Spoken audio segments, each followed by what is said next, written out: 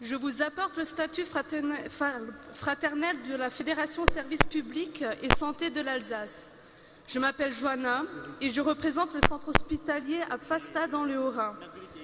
Aide-soignante depuis 2004, je souhaite vous parler d'un sujet qui me tient à cœur. C'est la place des jeunes concernant le financement de la dépendance de la personne âgée. L'actualité de ces derniers mois nous parle de plus en plus de la dépendance de la personne âgée.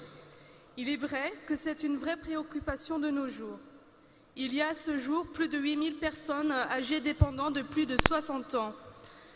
Certaines d'entre elles vivent à domicile avec des aides, d'autres vivent dans des structures spécialisées.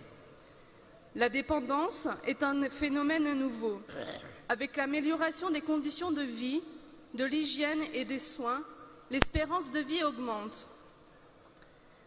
Les conséquences de l'augmentation de l'espérance de vie sont la dégradation de l'état de santé dû au vieillissement et le nombre de personnes en état de dépendance qui sont souvent seules et isolées, dû au décès du conjoint, l'éloignement des familles. Ces personnes nécessitent une tierce personne. Actuellement, la dépense publique liée à la prise en charge de la perte d'autonomie des personnes âgées est évaluée à 19 milliards d'euros, soit 1% du PIB. Le coût du maintien à domicile est de 900 € à 1 200 € mensuels et en établissement médicalisé, elle est de 1 300 à 3 000 € mensuels.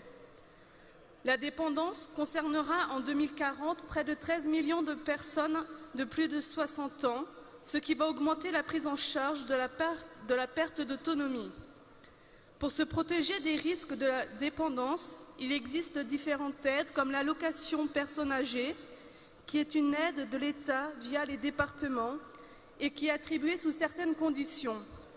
Il existe des aides à la personne pour des tâches ménagères avec un coût qui varie suivant le nombre d'heures passées chez la personne âgée. Les autres solutions financières, comme la souscription d'un contrat dépendance, d'une complémentaire retraite et ou une assurance vie. Mais quand on est jeune, croyez-vous qu'on pense à préparer notre dépendance?